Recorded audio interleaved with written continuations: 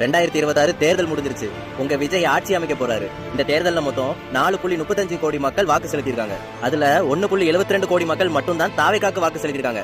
மீதி இருக்கிற 2.63 கோடி மக்கள் பிற கட்சிக்கு வாக்கு செலுத்திருக்காங்க. நீங்க வேணும்னு நினைக்கிற வாக்கை விட நீங்க வேண்டாம்னு நினைக்கிற வாக்கு அதிகம். அந்த வாக்கு எல்லாம் ஒரு இடமா இல்லாம பிரிஞ்சு இருக்கு. அவ்வளவுதான். நீங்க ஜெயிச்சிட்டீங்க. அதுக்குன்னு மொத்த தமிழ்நாடு நீங்க இல்ல, மத்த கட்சிக்காரங்களும் இங்க வாழதான் செய்யறாங்க. நடு ரோட்ல ஆட்டோ வெட்டி போட்டு சுத்தி நின்று டான்ஸ் ஆடுறது, பைக்ல சாகசம் காட்டுறது, ஆட்டோல சாகசம் காட்டுறதெல்லாம் வேணாம்.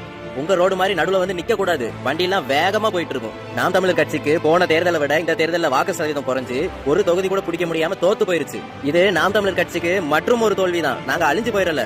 19,75,000 மக்கள் இன்னும் எங்க பக்கம் தான் நிக்கிறாங்க.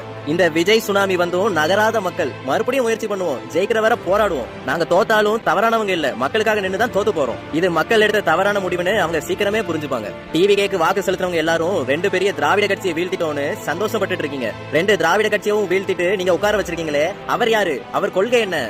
அதே பெரியார், அதே திராவிடம். முத தேர்தலில் இவ்வளவு பெரிய மாற்றத்தை உருவாக்க முடிஞ்ச ஒருத்தர் ஏன் திராவிடத்தை தூக்கணும்? டிவிக்கு கட்சிக்காரங்களே சொல்லுங்க. திராவிடத்தை தூக்கலன்னா விஜயால ஜெயிச்சிருக்க முடியாதா? அந்த திராவிட கொள்கையை ஏன் அழியாம பாதுகாக்கிறாரு? இதுலயே தெரியலையா? அவர் தூய சக்தி இல்ல, திராவிட சக்தி. உங்க கொள்கை என்ன? திராவிடமும் தமிழ் தேசியமும். திராவிடம் ஒரு கண்ணு, தமிழ் தேசியம் ஒரு கண்ணு. இப்போ ஒரு கண்ணு திராவிடம் இருக்கு, இன்னொரு கண்ணு நொல்லே ஆயிருச்சு. தமிழ் இனத்தை கொண்ட காங்கிரஸ் 5 சீட்டோட டிவிக்கு பக்கம் நிக்குது. தமிழ் தேசியம் அங்கேயே அழுதுருச்சு. தமிழ் மக்கள் எல்லாரும் மயக்கத்துல இருக்கீங்களா? உயிரோட வாச்சு இருக்கீங்களா? மனசாட்சின்னு ஒண்ணு உங்களுக்கு எல்லாம் இருக்கா இல்லையா? நம்ம இனத்தை கொண்டவன்ட்டையே அதிகாரத்தை திரும்ப திரும்ப கொடுத்துட்டு இருக்கீங்களே. இறந்து போன மக்களோட சாபமும் மாவீரர்களோட சாபமும் உங்களெல்லாம் சும்மாவே விடாது. ஆரியமும் திராவிடமும் வெவ்வேறல்ல, ஒரு நாள் இருவரும் கை குலுக்கி கட்டிப்பிடித்து சங்கமிப்பார்கள்னு முத்துராமலிங்க தேவரையா சொன்னது போல திமுக காங்கிரஸ், அதிமுக பாஜக சேர்ந்தான்.